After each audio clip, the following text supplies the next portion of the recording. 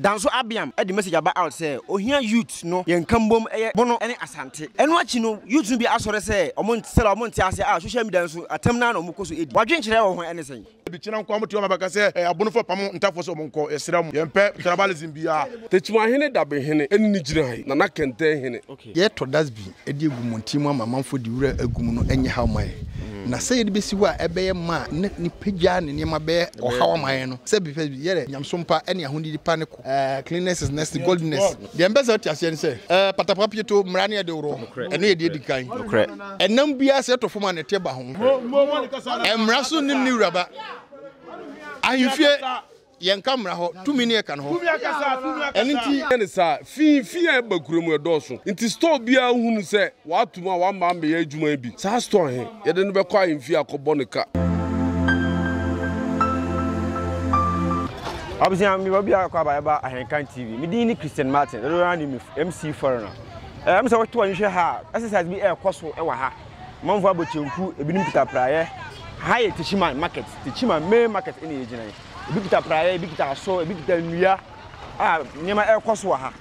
And I said, no, I have opinion on a beside day and a cost. You always say exercise and a cost, and a day and a cost. Inti menchara hono tamuchuku me twam ho abase sia na me mpanyifo na omudi tumade ani unu bi akodi nkomo ya base sia. Okay, madika ka chwa de ekoso e wotichiman bono east market cleaning up exercise na ekoso ha manya ogoro prince tichiman ogoro e wa ha me pese me bi sansemfo amienu bi ansana tumade ni yatoaso me da se na ma say manfo e market nipa bochenku market e big ta prayer e big ta so e big ta nema bibiri pacho ani die mu a de na ekoso yo minia me da wano ase wo hwe ye kurema na nka bosumi bia wo kwawie bia ye sisi kuremu na edu ba bia mayosem ne nema kakra nti ye jai sa na ema nyina to ho afei ye ja sa na ema tu kakra zoom lion fo so benye badwuma biem ti ama ye kuremu nyina ye fi nti wo hwe from Kumasi station be sintuma Jesu ababi e gina sisi a ye sisi kuremu nyina se kuremu beti na hoho bi ba kuremu ahu se ampa ye die huni e wo kuremu eni ntunu hu se mbrante ne mebawa nkokrafo nyina ya kan ho abuma ye sisi kuremu. Okay,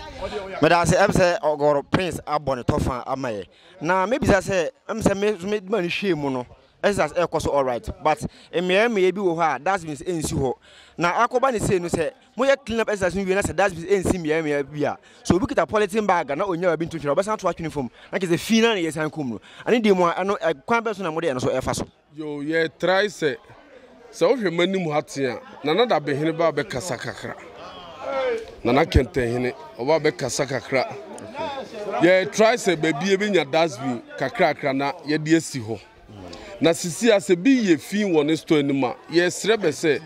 so be pepolity bi kura wachechire nwuran e de atum so chichi nwuran etum at the end of the day ye onipa bi abe ko rounds ni ade be ba be hwe na ba sisa sa nwuran nyina ma afiri ho nti se wo bisa me a sa no se ho nso betima kire mu kakra because se anya ne sa fi e bakuremu edoso nti store bia hunu se watuma wa ma me adwuma bi sa store he ye de no be kwa imfi akobo ne ka because ye ntrance wo hwe mi benkun so a techima hene dabe hene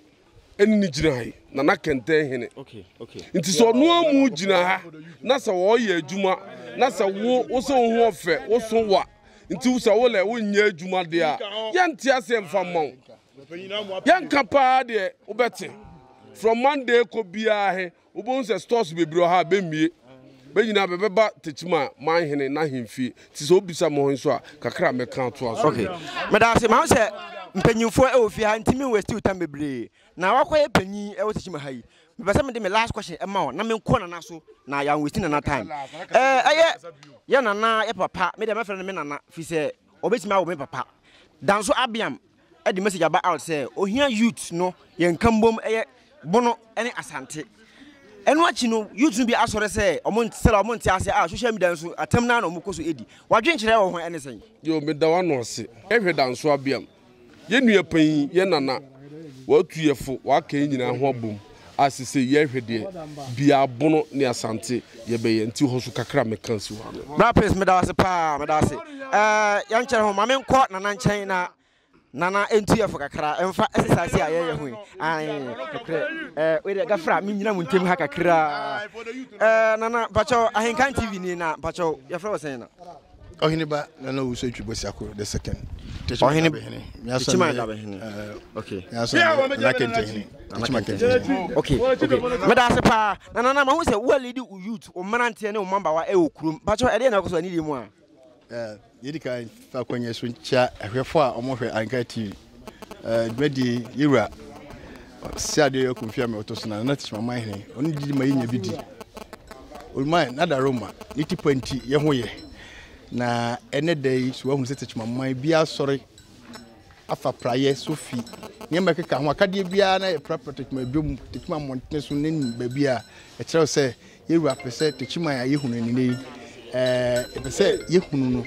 foforo soro nkokora se bia kwambi so ye ka kura muti omanga na mu a Techima be enni kan a beto so mienu eni nti yira na ho keka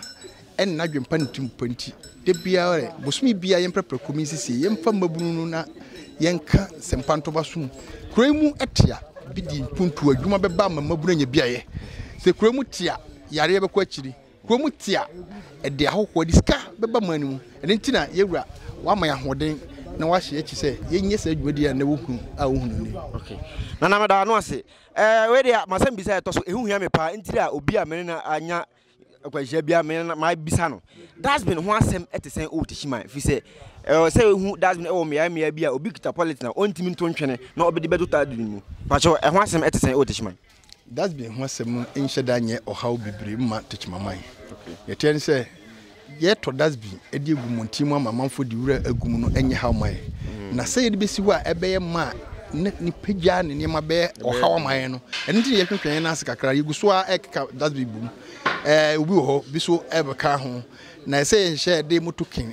na Zoom Lion sebaya that's been a disadvantage points na ma omo bi pagya aman ansa udisia na se kina ayema na ontimi fa ebema kuro no na ho fe na se na bonten a opese fe no be san etan enti ho hyehye bibire ye di nkomo akwakira enche bibire ye shobo enche bibire afi enkwase ye mpam no bu that's been ya painting ho bi a red gold green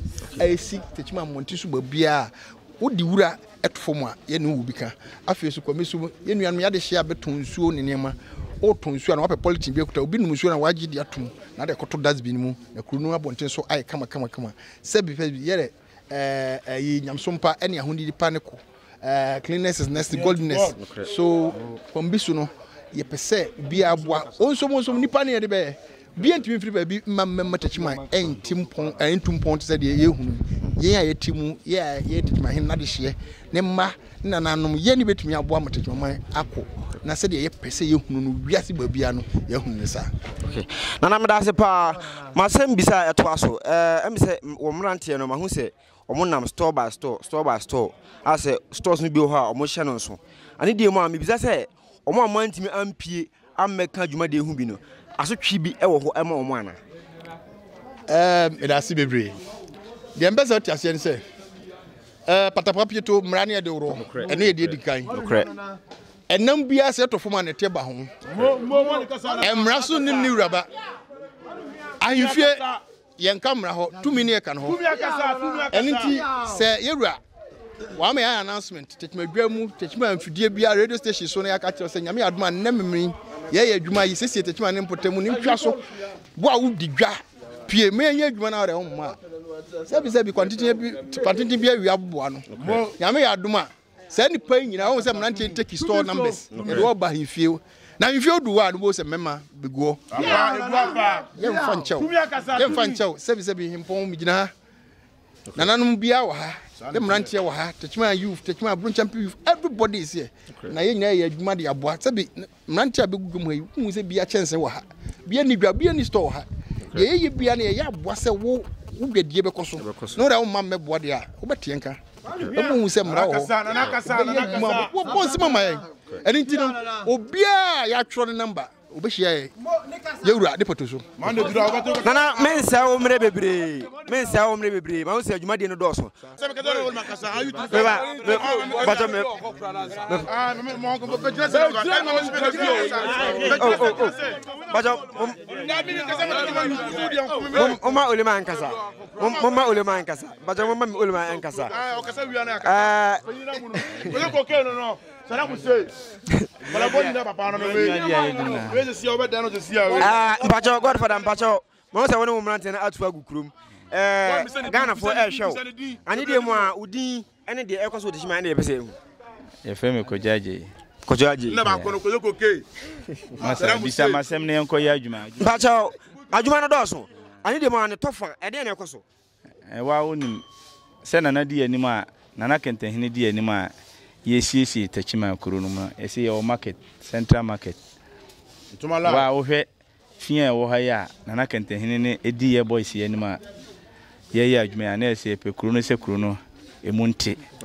na sebi hoho be si kuro ma ho se kuro no emu ye kama enti na boys ya kan ho aboma bron champion youth ye sakina exercise ani de mu a meda se na me bisa my last question me kase me request ade afi ho tuitachima fu ne Ghana fu afu ani die ho 1 minute na pacho betuma to wadwuma die ani die ya na ye say wa hwe yempe say Ghana mu beti ana tachima emu beti a anka nana ma hene ntu na hemfoma on frɛ bon champion youth emma ye ntu sa na mo ya yetu tachima ye pese kuru no mu ye kama na dwa no so mu ye kama say be ya ho be si kuru no ma wo hunu say kuru no emuti tachima ma hene so edi ne kuru ni Mara wano ase pacho ani de mo betima to wadwuma die so na da hofro Zongo president amrante hene Zongo president ai for the youth first me so no kra Zongo president ma se wabo amrante na no esa mo de na mo ekoso se wa wonim dada you see Roman 16:18 you see cleanliness is what is nearest to God ahunidie e ka benya kopon youth no get youth ni na ya de ya pia ba se kuro na de e ho da wona e ho te nti kina obi oti ba bi se get youth ye say no ye na ye bo ma kuro na de aye clean ntre na ye di mu kitikina no wa me se gold me bosu ma chechel adu for we na bo ade no we 1 kilo kura anya sika kuma nti si ahye na ya bo play word na ye adwuma na otifia kina nko a ntre na